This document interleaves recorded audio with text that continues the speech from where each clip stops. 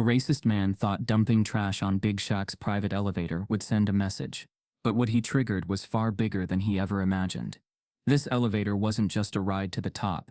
It was a symbol of legacy, power, and progress. And when you try to stain that, you don't just face a man, you face everything he's built. What happens next? Unbelievable. Is just the beginning. Before we deep dive into this interesting story, subscribe to our channel, and tell us where are you watching from. Share in the comments below. Downtown Atlanta stood tall and bright under a spring sky, its towers casting proud shadows across streets filled with stories. Among them stood the Apex, a 40-story monument of ambition and legacy, a building unlike any other in the district. It wasn't just the marble finish or the soaring glass panels that made it unique. It was what the place stood for. It was ownership. It was progress. It was Shaquille O'Neal's way of building something that couldn't be erased, something that would outlast highlights, headlines, and the sound of sneakers on hardwood floors. Big Shaq, as the city still affectionately called him, had traded jerseys for blueprints, endorsements for deeds. The Apex was his vision turned real, a structure stitched together not just with concrete, but with memory, purpose, and the dream of a future where everyone could belong. Inside, the staff was treated like family, the tenants came from all walks of life, and the air carried a sense of pride, the kind that didn't come from luxury, but from intention. And yet on an otherwise ordinary Tuesday morning, something happened that disturbed the very foundation of what this building meant. In the control room, a security assistant named Darnell noticed an alert, just another motion sensor trigger, in the private elevator corridor. Normally, such alerts meant routine cleaning or maintenance checks, but as Darnell watched the grainy footage come to life on screen, his fingers froze above the keyboard. There was nothing routine about what he was seeing. A man, white, mid-50s, sharply dressed in a gray tailored suit, walked into the restricted elevator hall. No ID swipe, no fob entry. He moved with confidence, as if the walls themselves had opened for him. In each hand he carried heavy black trash bags. His posture was calm, his pace deliberate. He reached the elevator doors, paused just long enough to look directly into the camera, and then emptied both bags onto the floor like he was pouring out a message. Old food, torn wrappers, crushed cans, cigarette ends. The waste spread across the polished chrome threshold like a stain. One of the bags burst slightly, releasing a sour stream of something half-rotten. He didn't flinch. He simply adjusted his cufflinks, straightened his jacket, and turned away, vanishing down the hall with the same unhurried ease. Within the hour, Shaq was called in. The footage played on a loop in the main office. No audio, just silent disrespect, captured in high definition. The expression on Shaq's face didn't change much. He leaned forward slightly in his chair, arms folded, eyes narrowed, studying the man's calm movements, the calculated disrespect. He watched the clip 3 times. Not once did he speak. Across the table, Lena, the property manager, was already cross-referencing the building's logs. Nothing matched. No tenant, no visitor, no delivery. Whoever the man was, he had found a way into the private elevator wing, without triggering any access point. The cameras only caught his arrival, and his exit, nothing more. It wasn't about trash, Lena said at last, breaking the silence. It was a performance. A statement. Shaq nodded once, slow and deliberate. The building had seen its share of strange incidents, misplaced packages, small arguments between tenants, the occasional protest from outside groups. But this was different. This was targeted. Downstairs, the cleaning team had already scrubbed the area. The trash was gone, but a faint odor still lingered, a sour smell beneath the industrial cleaners. The kind of scent that clung more to memory than to surface. For the rest of the day, Shaq walked the halls of the Apex. Not as an owner, but as an observer. He passed familiar faces, residents who greeted him with respect, staff who smiled with ease, but there was a tightness in his chest that didn't ease. The building, usually warm and vibrant, now felt quietly disturbed, like a song just slightly off-key. The elevator itself had always been symbolic. It was one of only 2 private access lifts in the city, and this one led directly to Shaq's penthouse and the rooftop garden above it, a space he often shared with community leaders, young entrepreneurs, and school kids on field trips. The elevator wasn't about privilege. It was about possibility. It represented a climb, not just his own, but one that others could now follow. And someone had decided to defile it. Back in the security office, Cam, the ex-military operations head, who'd been with Shaq since the early planning days, leaned against the monitor wall, arms crossed. He didn't say much. He never did when his mind was working. But his expression said everything. This wasn't some random act. This was a message. Someone had waited, studied, and struck in the most symbolic place possible. The way he looked at the camera, Cam said finally, he wanted to be seen. That wasn't fear. That was pride. Shaq didn't disagree, but he also didn't speak of revenge. That wasn't how he operated. Anger could burn too fast. And cloud vision. What he needed was clarity, and a plan. By sunset, word had spread quietly among the senior staff. Nothing was posted, no memo went out, but there was a shared understanding. Something had crossed a line. That night, the building's exterior lighting glowed, as always, but inside, conversations were shorter. Eye contact lasted a bit longer. The apex was still standing tall, but the ground beneath it had shifted. Something unseen had entered, not through doors, but through meaning, through symbolism. Across town, the man in the gray suit sat in a quiet room, watching a different screen. News feeds, building reviews, a clip from last year's charity gala Shaq hosted on the rooftop. He watched without expression, then he closed the laptop and leaned back in his chair, hands folded, eyes unblinking. He had done what he came to do. But for Shaq, the moment wasn't an end. It was a beginning. In the following days, he didn't retreat. He leaned in. He spent more time in the lobby, speaking with staff, checking on the residents. He asked questions, not about the man, but about the building, how people felt, what they noticed. He listened, deeply and quietly. He wasn't looking for suspects. He was looking for signs, the subtle ones, the overlooked shifts in energy that most people ignored. The building had always been his voice, and now it had been challenged, not through protest, not through confrontation, through trash, through something designed to be discarded. The symbolism wasn't lost on him. In America, trash has never just been trash. It's been used to mark territory, to degrade, to devalue. Black communities have often found themselves surrounded by it. Not by accident, but by design. From redlined zones to uncollected waste on the wrong sides of town, garbage had always been a language of contempt. And now, that language had made its way to the top floor. As the week went on, a quiet resolve settled in. Shaq didn't need to shout. He didn't need to post. The man who dumped that trash had tried to send a message. What he hadn't counted on was the message coming back, not in retaliation, but in reflection. The elevator was cleaned, but it would not be forgotten. Surveillance protocols were updated. Entry systems were checked and triple-checked.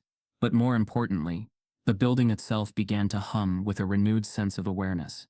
Not fear, awareness. Because once something like that happens, you either ignore it or face it. And the apex had never been a place to ignore truth.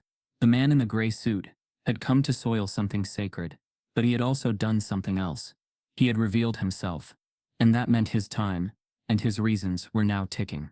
The elevator hadn't stopped working. Its lights still blinked like clockwork.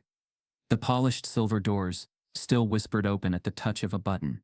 But something had changed, not in the mechanics, but in the meaning. Something foul had passed through, not just bags of garbage, but a message left behind like an invisible signature. Shaquille O'Neal stood at the end of the hallway that led to the private elevator, his frame silent and still, as if listening for something beyond sound. The air was clean now, filtered and scrubbed by the overnight janitorial team. But there remained a trace of unease, like the memory of a smell that lingered even after the trash had gone. He hadn't called the press. He hadn't told the tenants. There were no angry statements or calls for public outrage. That wasn't his way. Some stories didn't need microphones to be heard. They needed to be felt, understood in quiet glances, in conversations behind closed doors. This was one of those stories. What had happened wasn't random. He'd known it the moment he saw the footage. A man in a gray suit didn't carry 2 heavy trash bags into a private elevator hallway by accident. He didn't look straight into a security camera with the confidence of someone invisible, unless he believed he had a right to be unseen. He didn't drop the bags slowly, deliberately, like laying a challenge at someone's feet, unless the trash meant more than just what was inside. The building's design had been intentional. Every floor, every finish, every policy, it was built to feel open, to reflect a future where diversity and ownership could share the same skyline. The private elevator was a gift to that vision, not just a shortcut to the penthouse, but a symbol of the journey Shaq had made, from public housing to global stardom, to real estate mogul. A statement that said, "We made it, and we're not leaving." Someone had tried to smear that message.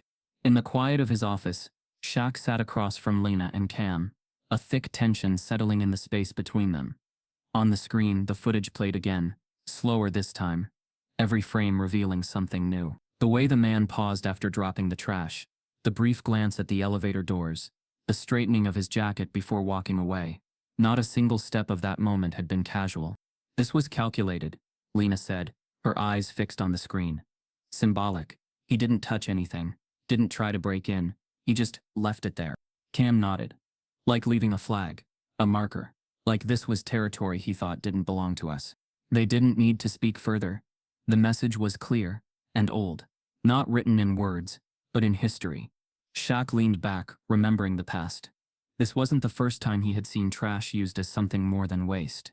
Years ago, when he was still in high school, playing ball with the weight of dreams on his shoulders, someone had dumped garbage onto the court at a neighborhood rec center before an early morning practice. Banana peels, rotted meat, beer cans, even a torn-up jersey with his name spray-painted in red across it. Back then it had shaken him. He was 16, just a kid trying to rise. But Lucille, his mother, had walked into that gym, looked at the mess, and without saying a word, picked up a broom. She hadn't cursed. She hadn't cried. She just cleaned. Then she told him something that stuck to his bones. They only throw trash at things they're afraid of losing to. That memory echoed now. This time, it wasn't a court. It was an elevator. And the fear behind the action hadn't changed. Only the setting had. Inside the apex, the incident had become a quiet hum. The cleaning staff exchanged glances. The front desk clerk double-checked entry logs. Residents whispered in hallways. The trash had been taken away, but the discomfort it brought stayed behind like residue. Shaq began walking the building more deliberately, not inspecting but listening. He spoke to the night crew in the break room, shared coffee with the delivery drivers, and paused longer in the lobby, watching who passed through. Not looking for suspects but for shifts. It was Lena who first brought up the pattern. "Look at where it happened," she said, spreading building blueprints across the table. Not just the private elevator, the east wing, the hallway with the skyline mural, the one you had commissioned after the community scholarship launch. That mural told a story. A timeline of Black excellence across Atlanta. Leaders, artists, youth programs, small business owners, civil rights advocates. The elevator stood at the end of that hallway, like a final chapter, a destination, a symbol. Someone had chosen that spot for a reason. Shaq's team combed through security footage from surrounding nights. Nothing unusual, no repeated visits from unfamiliar faces. No one loitering where they shouldn't be, but it was Cam who spotted it. A flicker in the corner of a grainy recording from a stairwell camera 2 nights before the incident. A shadow, a footstep, a man in a suit walking out through a service corridor rarely used. The timestamp read, there had been no entry log, no motion sensor trigger, only silence. He knows this place, Cam said. Knows how to avoid the systems. Could be ex-security, former tenant, someone with history here. Shaq said nothing, but his jaw clenched slightly. History. That was the word. Back in the penthouse, he stood by the window, overlooking the Atlanta skyline. The city shimmered under the evening haze, its buildings stacked like pages of a story still being written. He thought about how easily people pretend things are clean when they're just polished. How easy it is to ignore the stench of something rotten when it's been wrapped in wealth, education, and tailored suits. He thought about the man, his posture, his precision, and what kind of mind takes time to orchestrate an act so petty and so loud, without ever saying a word. Later that week, a handwritten note was slipped beneath the lobby desk. No envelope, no signature. Just a folded piece of ivory stationery, with 8 words in black ink. Power doesn't erase the truth. It delays it. Shaq read the note twice. He didn't flinch, but the staff noticed the way he folded it once, and placed it in his coat pocket, instead of discarding it. The trash was only the beginning, a trigger, an invitation to a deeper story. And whoever the man was, he had chosen his weapon carefully. Not violence, not theft, but humiliation. Subtle, quiet, effective. But the mistake was assuming the silence would follow. At a late-night meeting, with staff leaders, Shaq stood at the front of the room, not as a celebrity, not as a boss, but as a man asking questions. He spoke calmly, clearly, about what had happened. He didn't offer blame or speculation. He offered truth. This building was made to lift people, he said. That's why it's called the Apex. Not for me, for all of us. No applause followed. Just nods. Stillness. That kind of shared understanding born only out of lived experience. The elevator's threshold was replaced with reinforced steel plating that week. Not to cover the stain, but to remind anyone watching that the space had endured worse and still stood clean. Shaq began documenting everything. He kept notes, patterns, names, dates, not out of fear, but preparation. He didn't want reaction. He wanted strategy. Because trash in America had always been more than waste. It had been used to degrade, to mark boundaries, to silence. But it had never worked. Not for long. And whoever tried to leave that message didn't realize they hadn't dumped garbage. They'd dumped evidence. The man in the gray suit didn't move like a stranger. He walked the halls of the Apex with a quiet familiarity, as though he'd memorized every step, every blind spot, every inch of the building's skeleton. He wasn't fast. He wasn't clumsy. There was nothing jittery about him. He was deliberate, precise, too calm for someone who shouldn't have been there. Over the following days, Shaq's team pushed deeper into the building's digital core. They pulled access logs, scanned elevator pings, searched guest entries, reviewed visitor surveillance stretching back a full month. But there was no record of a man matching his build, age or clothing ever signing in, checking in or passing through security. No fob, no keycard, no temporary guest pass. It was as if the man in gray had walked through walls. The building's facial recognition software returned no confirmed matches. His face wasn't familiar to any tenant, not in the East Wing, not in the top-floor luxury suites, not among the long-term renters or weekend residents. The front desk crew hadn't seen him. No Uber or delivery records, no service calls. Even license plate recognition in the garage came up blank. It wasn't just that the man didn't exist in the system. It was the ease with which he avoided being caught by it. In the control room, Cam stared at a paused frame of the man's face. The expression was unnerving, not angry, not smug, but present. That kind of stillness that said, I know exactly what I'm doing, and I know you won't stop me. He's not guessing, Cam said. He knew the camera angle. He knew when to move. That's not random. That's practiced. Shaq stood beside him, arms crossed. His eyes didn't blink as he watched the footage again. This was no amateur stunt, no social media prank or political graffiti. The trash was just a surface-level insult. The real threat lay in the man's poise. The kind that didn't come from impulse but from entitlement. Lena, seated behind them, dug through archived guest records from the past year. If he's been here before, it wasn't recent, or he came in through someone else. Her voice was low, focused, her fingers tapping across the keyboard in rhythm with her rising thoughts. He doesn't just know the building, he remembers it. It wasn't long before that theory started to unfold. 4 years prior, before the Apex opened to the public, the building's land had been hotly contested, not legally, but socially. The property had once belonged to a former bank known for discriminatory lending in the 1960s. That structure had been torn down to make way for something new. Shaq's development team had purchased the land fair and square, but not everyone had appreciated the symbolism of what was replacing the old. Cam pulled a file from a locked cabinet, public records from the time of acquisition, names of individuals who had spoken out against the project during community board meetings. Some were corporate stakeholders, others old money realtors tied to Atlanta's generational elite. One name stood out: Preston Carrington, CEO of a private investment group, mid-50s, owned a series of smaller commercial lots around the area. He'd been vocal at the time, quoted once in a local paper criticizing the project as an overreach of urban branding with an identity agenda. A thinly veiled jab. There was no confirmed link yet, but the resemblance was striking. Cam and Lena pulled old footage from the zoning meetings. There he was. A bit younger, hair darker, but the features were unmistakable. Angular jaw, narrow mouth, and those same cold, unreadable eyes. Preston Carrington had opposed the Apex long before the foundation had been poured. And now a man with his face had walked into the building without access, dumped trash on the private elevator, and disappeared without leaving a trace. It wasn't coincidence. It was something deeper. In the boardroom, Lena laid out the connection like pieces on a chessboard. Harrington didn't just dislike this building. He saw it as a stain on what used to be his family's territory. Generational land loss, public defeat. Now he's back, not with lawsuits, not with protests, but with a symbol: trash on the elevator. You, Shaq, are the rise. That elevator is your legacy. And he just tried to dirty both. The theory fit too well, but it wasn't proof.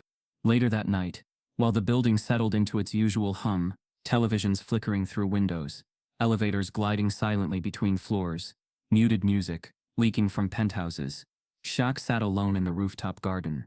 The city pulsed below him, like a sleeping giant, and behind his calm exterior, something stirred. This wasn't about one man with a grudge. It was about what that man represented.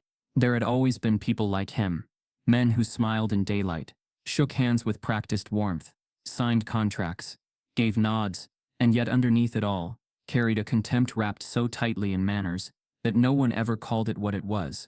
Shaq had seen them in locker rooms, boardrooms, charity dinners, men who never raised their voices, but made sure doors stayed closed to the wrong kind of success. Men whose silence weighed more than their words, who never used slurs, but always remembered the difference.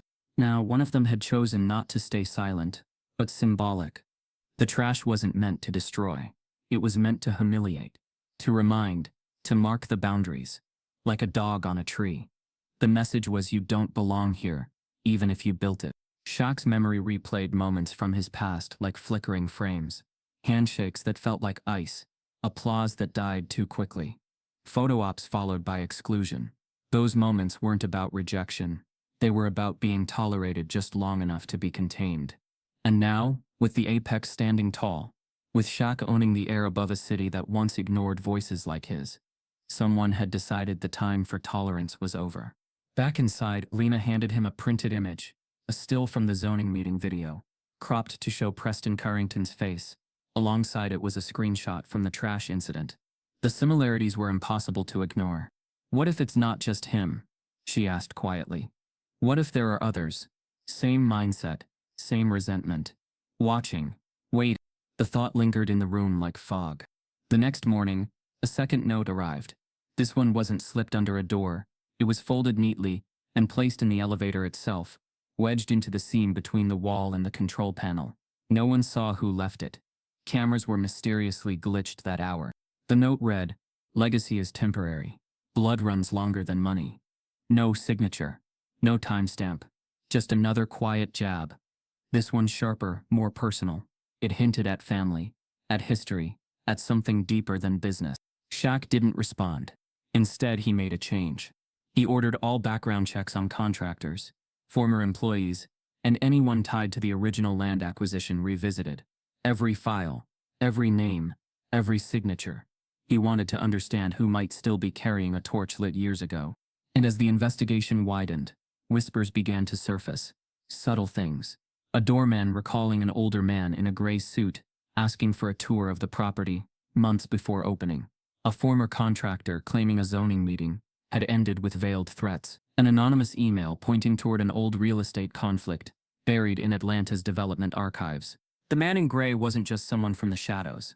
He was from the foundation, and somewhere inside those layers of steel and glass, he was looking for a way to pull the building back into the past. That's when Judith moved. Long after the last latte was poured in the rooftop cafe, long after the glass panels stopped catching reflections of traffic below, Judith's cart would roll gently across the hallways. A plastic bin stacked with rags, a worn broom that leaned to one side, a spray bottle with the label faded by time. Her presence was soft, deliberate, and constant, like a clock that never announced itself but always kept things in order. She had worked in the building since its second year, long enough to know which doors creaked, which tenants tipped too little, and which corners collected dust faster than they should. But more than anything, Judith noticed people, not in the way cameras did, but in the way intuition did. She could read them, by posture, by silence, by the way someone glanced at a floor sign without meaning to. She was wiping down the chrome elevator panels, on the third floor when Shaq stepped out of the stairwell one night.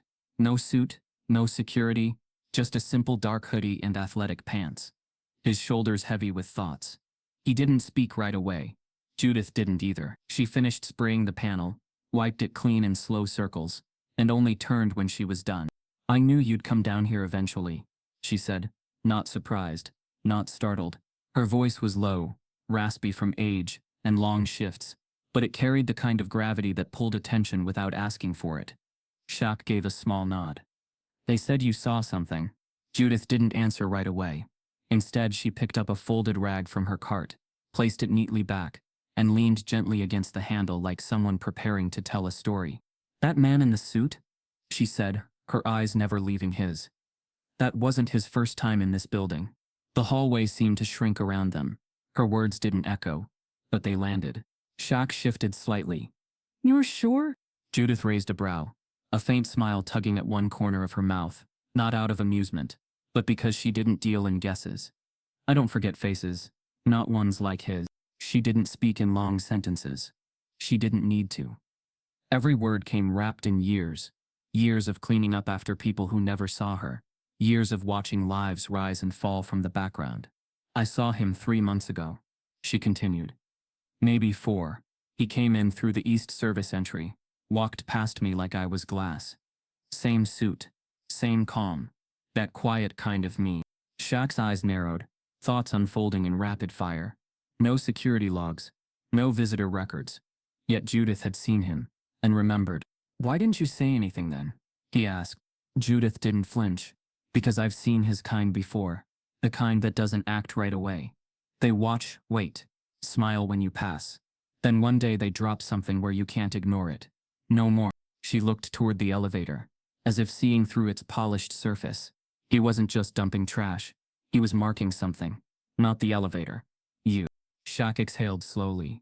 He had suspected as much, but hearing it aloud, in Judith's steady voice, made it real. She turned back to her cart, reached into the small drawer near the top, and pulled out a folded piece of paper. Not a note, not a threat, just a maintenance log. Security says he wasn't here. Logs say he never touched a door. But I saw the way he looked at the walls, like he'd built them himself, like they owed him something. She handed the log to Shaq, who glanced over it. A timestamp from 4 months ago. Her initials. A handwritten note. Man in gray suit. East Corridor. No ID. I logged it because I knew one day someone would need to remember, she said quietly. For a moment Shaq didn't say anything. Then he asked, why do you care? It wasn't a challenge. It was genuine curiosity. Why had Judith, someone with no title, no platform, held on to that moment? She looked at him with eyes that had seen too much, endured more, and lost things she never spoke of. Because this ain't about trash, she said softly. It's about worth. Shaq felt those words cut deeper than most of the hate mail he'd received over the years. People like him don't see buildings, Judith continued. They see property lines, history, names on plaques that don't match what they grew up knowing. You put your name on the top floor of a building that used to belong to men who never had to earn anything, and now they feel like something's been stolen. She paused, then added, even if it never belonged to them in the first place. Her tone wasn't angry. It was tired. The tiredness of someone who'd lived long enough to see how stories repeat, how power recycles itself under new branding. Shaq glanced toward the service hallway. The space suddenly felt like a different world, the side of the building that didn't show up on brochures or magazine covers. What would you do? He asked. Judith smiled, not kindly, but knowingly. I'd clean the stain, sure, but I'd never forget who tried to leave it, and I'd watch the corners they don't think we see. Her eyes drifted down the hall, past the service closet, toward the emergency exit that no one ever used. That's where he slipped out, she said. Didn't make a sound, like he belonged to the shadows. Shaq's mind filled with new thoughts, not just of Preston Carrington, but of the quiet way men like him operated. Never loud, never public, always subtle, always surgical.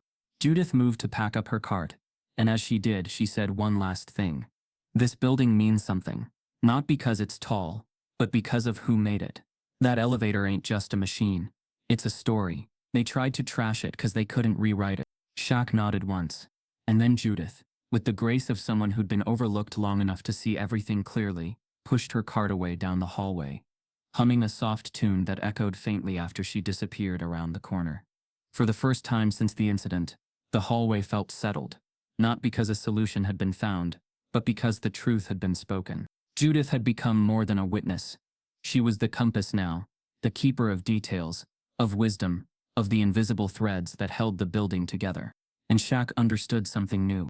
The man in gray had tried to shake the walls, but the people in the shadows were the ones keeping it standing. The apex had always stood as a monument to progress, clean lines, cutting-edge architecture, and a voice that said, "We're not just here, we belong." But beneath its polished exterior, beneath the engineered calm of glass and steel, something older had been sleeping, and it was beginning to stir. In a quiet office on the 12th floor, Shaq sat with Cam and Lena, a full spread of blueprints unrolled across the glass table. These weren't the modern digital drafts filed with the city. These were physical, time-worn layers pulled from old archives, requested in silence and delivered by courier, sealed in a tube that hadn't been opened in decades. The original blueprints weren't marked with the name The Apex. Back then in the late 1960s, the building had belonged to the Southern Trust Bank of Atlanta, a name buried in history and shadowed by legacy. It had been one of the most prominent financial institutions in the region, exclusive, powerful, and deeply segregated. Shaq leaned over the yellowing paper, his finger tracing along the heavy black ink lines that formed the building's earliest skeleton. Elevators, stairwells, loading docks. But there, between the main service corridor and what had become the Apex's art gallery lobby, was something else. An unlabeled passage, narrow, winding, no access point on current schematics. Cam saw it too. "That's not in any of our active maps." Lena scanned her tablet, cross-checking blueprints. "It's not just one. There's a whole network of internal utility corridors, original construction access points, ventilation shafts, and something else. A tunnel that runs from the old underground vault room all the way to the east side maintenance exit." Shaq's jaw tightened. That's how he got in. The man in gray hadn't appeared out of nowhere. He'd come through history, through the very bones of a building that had once been designed to exclude people like Shaq, not just socially, structurally. What was once hidden behind walls was now a blueprint for trespass. Cam pulled up a tablet, with recent surveillance from that same service wing. On screen, grainy footage flickered, not of a person but a door. It opened for 2 minutes in the early morning hours, a week before the trash incident. No log, no alert, just movement. A shadow passed through, a door clicked shut. "Maintenance tunnels," Cam muttered. "He's walking through ghosts." There was no other explanation. The man in gray hadn't bypassed security by accident. He had knowledge that went deeper than floor plans and digital codes. He knew the building's memory. He knew the cracks left behind by another era, the places no one had touched because no one remembered they existed. But now, Shaq did. The next day, an independent team was brought in under cover. Not contractors, but forensic architects, experts in historical restoration, people who could read a wall like a language. They moved through the sublevels, peeling back drywall, identifying sealed-off doors and bricked-over archways, and what they found was more than structural. In the basement level, behind what had once been the bank's main vault wall, they uncovered a storage room, with remnants of the past untouched. Rusted file cabinets, faded signs reading "Authorized Access Only," and on one of the doors, the unmistakable emblem of the Southern Trust, a silver coin symbol centered beneath the phrase "Division Reserved." Shaq stepped inside the room, and felt the weight of it immediately. The air was thick, metallic, the dust coated everything like time itself had been trying to hide what lay beneath. On the far wall, etched faintly into a concrete pillar, was a phrase, "Know your place." The letters had been scratched, not painted, deep grooves dug into the stone like a warning, or a command. No one spoke. Later that evening, back in the penthouse, Shaq stood at the window overlooking Atlanta, but his mind wasn't on the skyline. It was buried beneath it. The man in gray hadn't just trespassed. He'd emerged from a part of the building that had been designed to control access, not just physically, but socially. These tunnels were never meant for equals. They were passageways for service, hidden routes for those unseen. A literal system built beneath prosperity, one that allowed certain people to move freely while others stayed behind doors. And now, someone was using that old system to send a message. Judith was the one who put it into words. When she heard about the tunnels, she shook her head, eyes narrowed not in surprise but understanding. "Course they were there," she said. "Buildings like this, they don't just carry bricks. They carry memory. Some folks don't let go easy." She was right. The man in gray wasn't just an intruder. He was a remnant. a holdover from a time that never truly left. The trash had been the insult. The tunnels were the access. But the real battlefield was identity, and it was being fought in silence. That week, Lena tracked down the deed records from the 1960s. What she found connected the dots in bold, black ink. Preston Currington's father, Harold Currington, had been a senior executive at Southern Trust. He'd overseen expansions, enforcement of segregated loan policies, and internal security operations, including the construction of Division Reserve. He had died before the apex broke ground. But the Currington family still held property in the neighboring district. And Preston? He'd inherited more than land. He'd inherited access. That night, as the city buzzed with weekend energy outside, Shaq gathered his team around the original blueprints once more. He marked the tunnels in red ink, not to seal them, but to illuminate them. This isn't about fixing a building, he said. It's about exposing a design. No one spoke. They understood. The elevator was never just a way up. It was a symbol of who had permission to rise. And now someone from the old guard had crept in through the forgotten crawl spaces, dragging the past with him like a shadow. But Shaq wasn't afraid. Not of ghosts. Not of history. He knew what came next. They would turn those tunnels into light. They would open the walls. They would let the building remember, not so it could relive its past, but so it could bury it the right way. With truth. With clarity. And with eyes wide open. When Shaq opened the door, he nearly missed it. Just a single piece of ivory paper, typed in black ink, folded once, clean and deliberate, with no envelope. It was placed exactly center against the threshold, not tucked under the mat, not shoved beneath the door. Present. He didn't pick it up right away. The weight of it wasn't in the paper but in the intention. He crouched slowly, reading the top line before even touching it.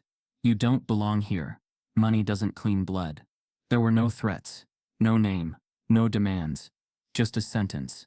Sharp, clean, surgical. He unfolded the paper. It was printed in a standard serif font, like a business memo. The rest of the page was blank. No signature. No fingerprints. No indication of where it had come from, or when. But its silence was louder than any shout. Shaq stood there for a long moment, holding the letter in one hand, his mind running not through fear but through memory. The words didn't sting, because they were cruel.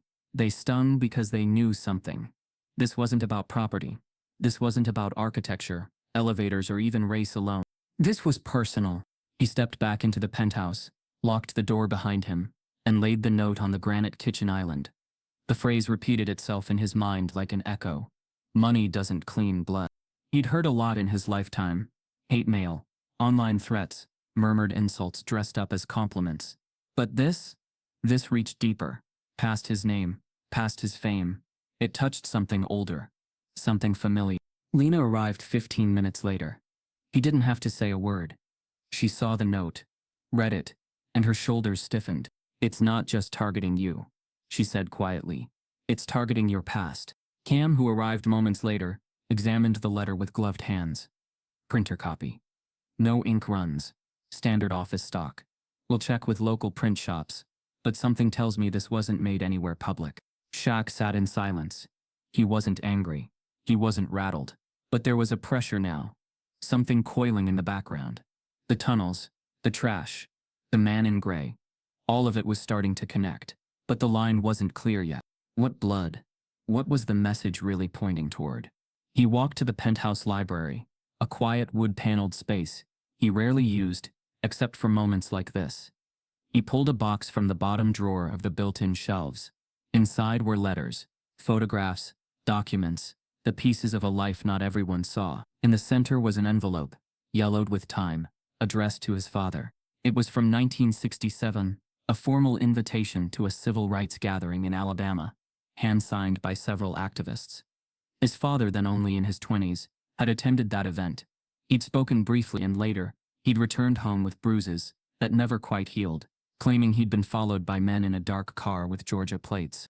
Shaq's father never talked about that night again. It was Lucille, his mother, who had carried that memory.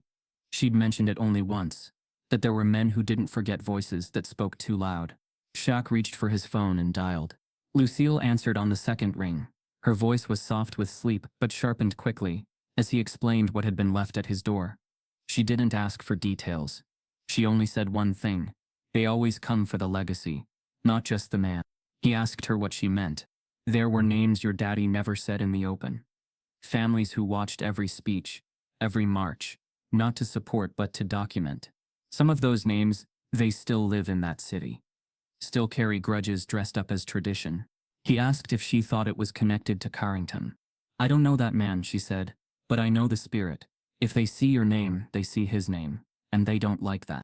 That night, Shaq walked the halls of the Apex alone.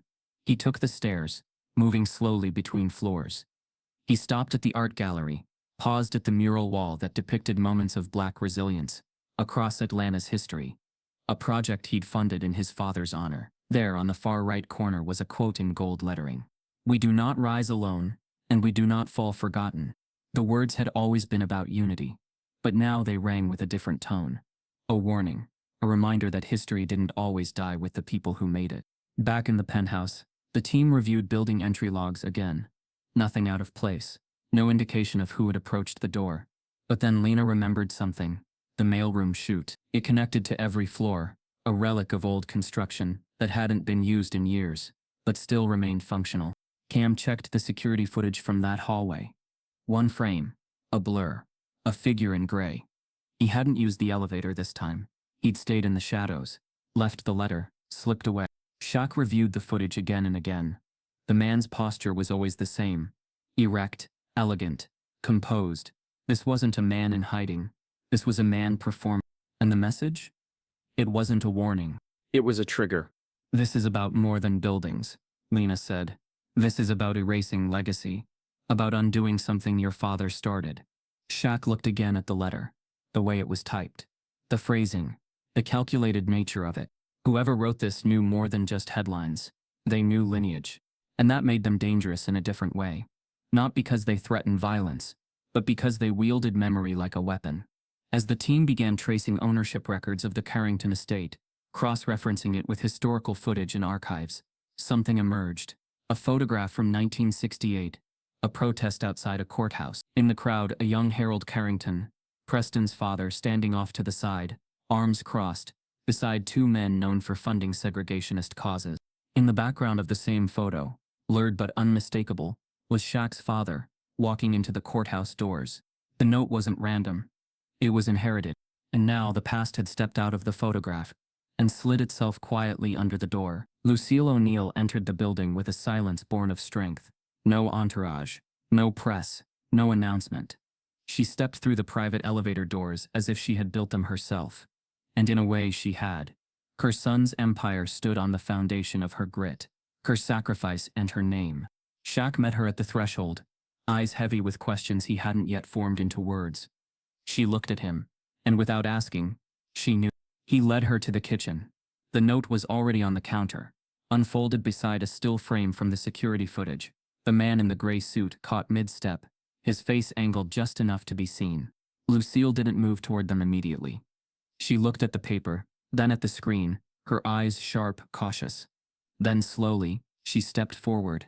She read the words once. "You don't belong here. Money doesn't clean blood." Her hand hovered above the letter but didn't touch it. When she turned her gaze to the image of the man, her expression changed. Just slightly, the way someone's face changes when a distant memory returns with claw. Shaq didn't press. He waited.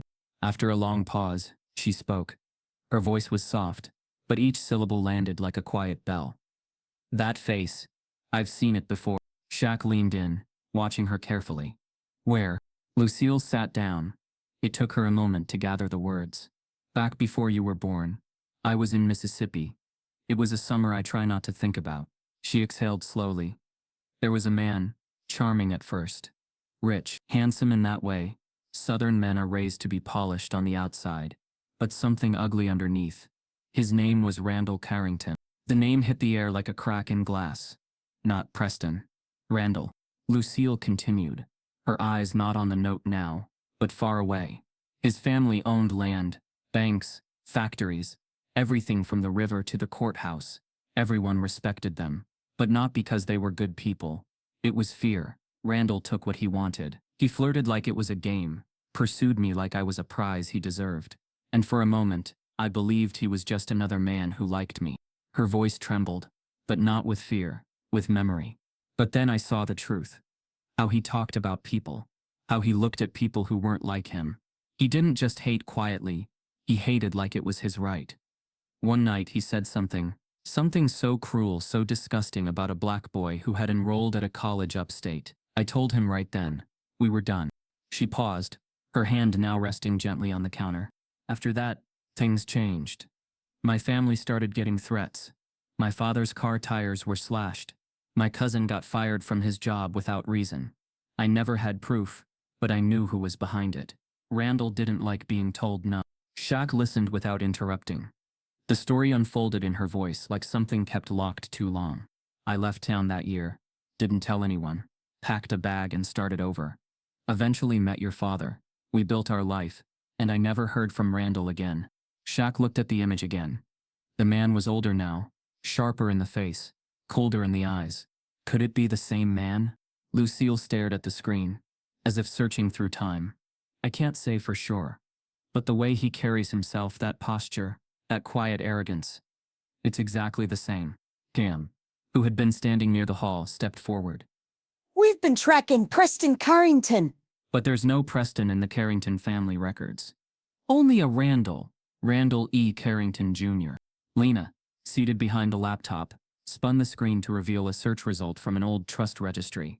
He changed his name in the early 2000s, legally filed as Preston Randall Carrington, to honor his mother's maiden name, distanced himself from the father's past, or so it seemed. Lucille's face hardened. That's him. He didn't distance himself, he just rebranded it. The tension in the room shifted. This wasn't just a man with a grudge. This was a man with a lineage, one who had tried to cross into Lucille's life, been denied, and now, decades later, was circling back, not through her but through her son. Shaq's thoughts raced. The trash, the tunnels, the note. It wasn't random. Randall had waited for the right moment, when the legacy was big enough, public enough, visible enough to attack. He's not coming at me through courts or contracts, Shaq said. He's coming at my name. Lucille looked up. And mine. For a moment, the room was still. Then Lena spoke. If he's carrying this kind of resentment, he's not going to stop with letters. He's probing, trying to shake you, make you question your place. Cam folded his arms. He's using the past like a weapon. But he's counting on us staying quiet, keeping secrets. Lucille's hand touched the letter once more. Then don't stay quiet. Shaq nodded slowly. Expose him. Lena asked. Not just expose, Shaq said. Illuminate. Show the rot, but also the roots. That night, Shaq called a meeting, not with lawyers, but with elders. People who had marched with his father. Activists who still remembered names, long buried in legal silence. Stories came forward, like water breaking through a cracked dam. Randall Carrington Sr. had been one of the region's most aggressive opponents of civil rights progress. His estate had funded voter suppression groups under shell foundations. His son had grown up in that world and hadn't forgotten the woman who'd walked away from him. And now the son stood in the shadows of the very progress his family once tried to burn down. What Lucille had endured, her silence had been for safety. Now it would become her power. Shaq stepped to the rooftop alone later that evening. The city sprawled beneath him, the wind brushing past his shoulders like a hand of memory. He held the note in one hand, and in the other a photo of his parents from the early 70s. Young, unbreakable, standing outside a community center built after the protests. Randall thought he could drag the past into the future like a chain. But what he didn't realize was that the past wasn't something Shaq ran from. It was where his fight had always come from. And now the name Carrington would have to reckon with both O'Neills. The announcement came early on a Thursday morning, posted quietly on the Apex's digital bulletin board, and sent as a private notification to all tenants. A message from the founder, 3 p.m., lobby atrium. All residents and staff welcome. There was no topic listed, no public relations team involved, no press release, no media outlets notified. And yet by noon, murmurs filled the building. Whispers passed between concierge desks and tenant elevators. Something was happening. Something more than just a speech. But what no one knew, not even Lena or Cam, was that the press conference wasn't really for the public. It was a baited thread. Shaq had spent the last 2 weeks piecing together the old architecture, the hidden paths, the unsaid names. Randall Carrington's trail hadn't vanished. It had gone subterranean. Symbolic gestures, inherited grudges, weaponized legacy. He'd been moving through shadows and silence. But now, the trap was ready. At 2:30 p.m., Shaq walked the lobby with the same calm presence he always carried, nodding to residents, exchanging handshakes with staff. Nothing about his body language suggested confrontation, but his eyes stayed on the edges, exits, corners, reflections in glass. The Apex's vast lobby had been designed to feel like a civic center, skylights stretching overhead, polished marble beneath, echoing footsteps that made secrets hard to hide. Except today, the cameras were off. Cam had disabled the security feed 30 minutes earlier, not due to malfunction, but by instruction. The building's eyes wouldn't record what was about to happen. The only record would be human, in memory, in testimony, in emotion. In a quiet alcove near the East Wing elevator bank, Judith stood beside her rolling cart, a rag in her hand, pretending to polish the brass detail on the elevator trim. But she wasn't working today. She was watching. Shaq had told her the plan the night before. She didn't hesitate. She'd known it was time. Some truths didn't need microphones. They just needed to be witnessed by the right people. Freeway 5. The crowd had gathered in small groups near the reception seating area. Residents sat on the edge of their chairs.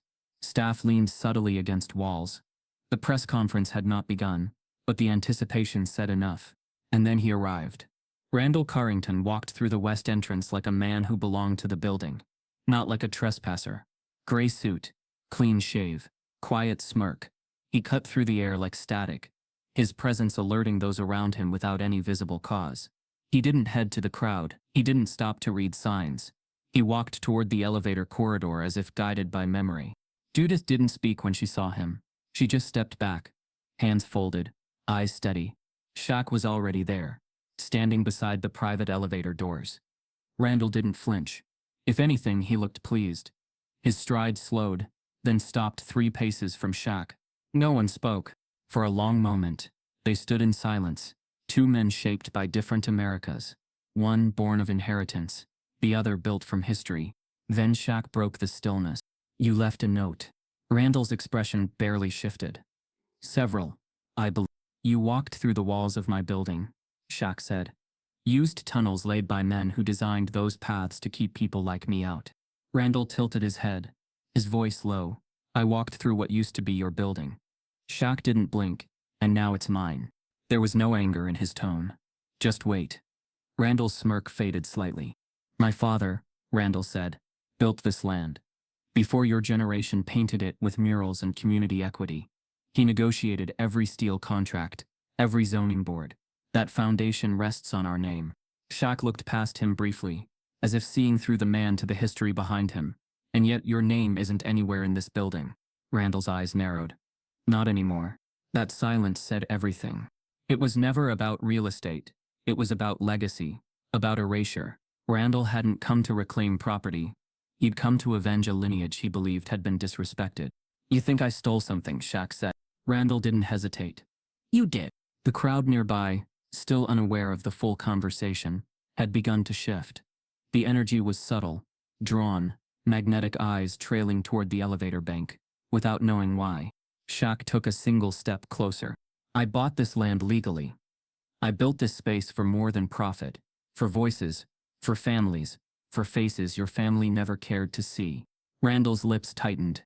"You built it," he said, "because cameras love a redemption story. You turned struggle into spectacle. You paraded forgiveness like it's a currency."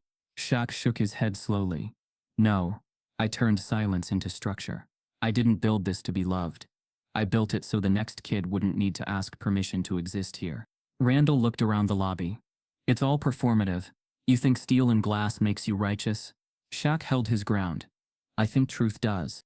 Then, with no raise in voice, he delivered the pivot that turned the temperature in the room. "You remember Lucille?" The name sliced clean. Randall's face betrayed something. A twitch, a flinch in the eye. The smallest crack. "I remember a lot of names," he said too quickly. "She remembers you," Shaq continued. "She remembers your father. She remembers what you said, what you did, what you tried to do." Now the smirk was gone. "You wanted her. She said no. And you carried that rejection into your sonhood, into your business, into your war with a building that moved on without your name carved into the cornerstone. Randall's jaw tightened. You lost her. You lost the land. And now you want to haunt a structure that has no room left for ghosts. Shaq's voice didn't rise, but it pressed. I don't need to expose you. You already did that yourself. Randall opened his mouth, but no defense came. Behind him, Judith took a small step forward. Her presence didn't command attention, but it held it. She looked at Randall with no fear, just clarity. I've been cleaning this place for years, she said calmly. And I've scrubbed off stains easier than the one you're trying to leave. Her words, soft as they were, echoed. Randall turned slightly, shoulders rising, but he said nothing. Then Shaq stepped aside, gesturing to the elevator behind him. Since you like walking through history so much, he said, why not ride it one more time? Randall hesitated, but Shaq didn't press. Instead, he turned away. And that was the moment. The exact second Randall realized he had already lost. The silence, the lack of audience, the absence of anger, it stripped him of power. He wasn't being challenged. He was being dismissed. Randall stepped back, adjusting his cufflinks as if to preserve some illusion of control. Then, without another word, he walked away. Not toward the exit, not toward the crowd, toward the side door. The one closest to the maintenance stairwell. By the time anyone realized he was gone, Shaq had returned to the center of the lobby. No announcement followed. No press statement. The message from the founder had never been spoken aloud. Because it had already been delivered. And the people who needed to hear it had. For days after the lobby confrontation, nothing more was said about Randall Carrington. No press covered it. No statements were made. But everyone in the Apex, resident, employee, visitor, knew something had shifted. Shaq waited. Not for retaliation, not for fallout, but for presence. He knew Randall wasn't finished. People like him rarely left after being dismissed. They returned, not with noise, but with silence thick enough to choke. On a cloudy Tuesday morning, just after 9, Randall did return. No grand entrance. No suit this time. A dark jacket, no tie, hair slightly tousled. He stepped into the building as though gravity were pulling him somewhere he didn't want to go, but couldn't resist. At the reception desk, he said nothing. The guards had been told to let him pass. Shaq was waiting by the private elevator. No crowd, no backup. Just the two men in a hall made of brushed steel and clean white light. When Randall approached, there was no tension in the air, only the weight of what had been left unsaid between them. Shaq didn't speak at first. He simply pressed the elevator button. The doors opened. Ride with me, Shaq said. Randall hesitated, then stepped in. Inside the elevator, the silence stretched. The panel lit floor after floor, but neither man moved. The hum of motion wrapped around them like a held breath. Shaq looked ahead, not at Randall, as he spoke. His tone wasn't confrontational. It was reflective. Do you know what this space used to be, he asked. Before the walls were glass, before the floors were granite, before the plants in the lobby, the sculptures, the coffee counter, before all that, Randall said nothing. This used to be where men got denied loans, just because their last names didn't sound right, where women like my mother had to enter through back staircases if they worked as cleaners. It was polished then too, looked nice, but it was rotten inside. The elevator continued upward. They told us back then to pull ourselves up, but they never mentioned the stairs we weren't allowed on, never mentioned the floors we couldn't touch. Shaq turned slightly, just enough to catch Randall's profile. You think I took something from you, from your father, from your legacy. Randall stared at the floor numbers glowing above the doors. Shaq continued, but the truth is, this land was bought, paid for. The only thing taken was the illusion that it would stay yours forever. The air inside the elevator felt heavier now. But let me tell you something about dirt, Shaq said. You grow up in it, you start to understand what's real. You learn to plant roots. You learn to bleed quietly. You learn that forgiveness isn't for people who deserve it. It's for people who can't live without it. Randall turned his head, slowly. His face was different now. Not bitter, not arrogant, just tired. I never wanted your apology, Shaq said. You could stand here 100 years and not give it, and it wouldn't change a thing. So why invite me in here? Randall asked. His voice was low, not sharp, not smug, just present. Shaq exhaled. Because sometimes, the only way to show a man what he's afraid of is to take him to the top. The elevator dinged softly. The roof. The doors opened to an open-air space surrounded by glass, framed by the Atlanta skyline in all directions. The wind whispered across the deck, carrying with it the city's layered noise, distant sirens, horns, the rhythm of a city that never sleeps. Shaq stepped out first. Randall followed. They stood at the edge of the terrace. The view was humbling. Tower cranes in the distance, traffic weaving below, neighborhoods stitched together by streets both new and old. "This is what I see every day," Shaq said. "Not as a trophy, not as a power play, as a reminder." "Of what?" Shaq looked out. "That everything we build, buildings, names, legacies, they fade. No one gets to be forever. Not even you." Randall's expression tightened. "And that's what this has really been about," Shaq said quietly. "You're not angry because you lost something. You're angry because you're disappearing. Because the world kept moving, and you weren't invited." The words hit harder than any accusation. Randall didn't reply. Shaq looked at him fully now. "You wanted this elevator to stay yours, even when the key was never in your hand." Randall's voice cracked slightly.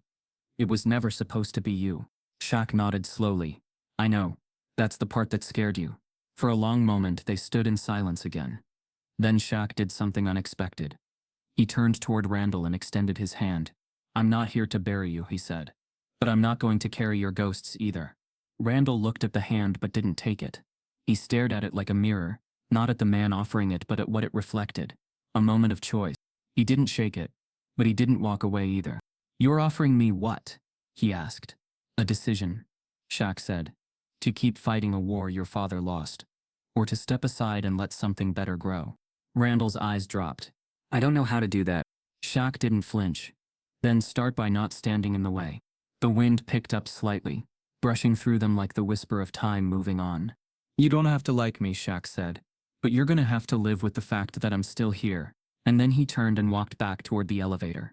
He didn't look back. Randall stood at the edge of the rooftop for a moment longer, staring into the city that no longer looked like the one he remembered. A city that had changed, not just in skyline, but in soul.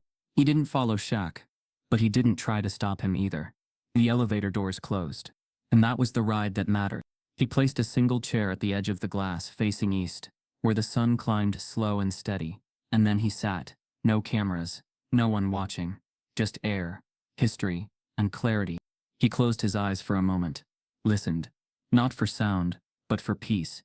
For the first time in a long while, he felt it settle in his chest, and when he opened his eyes, he spoke. Not to anyone present, not into a mic, just into the space that had once been filled with too much noise. "You don't get to choose the weight you inherit," he said quietly. "You only choose how you carry it." His voice was low, measured, not rehearsed. "My father didn't leave behind wealth. He left wisdom. He left fire. He left the idea that silence is a choice. And sometimes it's a weapon. But not the kind you use to hurt. The kind you use to hold your line." He glanced at the skyline. "They tried to make this place about money, about ownership, about elevation. But a real building, the kind that stands after storms, it isn't held up by concrete. It's held up by people." His hand ran along the arm of the chair. "They dumped trash at my door. Thought that would make me small. But trash don't define a place. What you do after it's dropped. That's what tells the truth." He paused. "And here's the truth. The view from up here, it ain't about power. It's about perspective." Behind him, the elevator doors opened. Lucille stepped out slowly, her eyes squinting against the morning sun. Shaq turned his head and smiled. She walked over and sat beside him, her hand resting gently over his. They didn't speak for a while. There was nothing left that needed saying. Together they looked out at the city that had once tried to swallow them whole. The city that now stood as witness to a story rewritten, not in spite of its past, but through it. Downstairs, Judith continued her rounds. A new resident asked her where the foundation office was. She smiled and pointed toward the east wing. "They'll help you," she said kindly. "That's where change lives now." And in the maintenance closet where the first trash had once been discarded, a small framed quote had been hung on the back wall. It wasn't announced or explained. No spotlight shone on it, but everyone who passed through the back halls eventually saw it. "They tried to bury us. They didn't know we were seeds." Shaq rose from the rooftop chair. Lucille stood with him. They looked at each other, not as mother and son, not as icons or survivors, but as two people who had carried what history gave them and found a way to make it bloom. And when they stepped back toward the elevator, the city behind them shimmered under the rising sun. Not perfect, not finished, but standing. If this story made you pause, good. Because what we build matters, but what we protect, that's what lasts. Stories like these aren't just meant to be heard, they're meant to be carried. Stick around. The next truth we uncover might just be yours.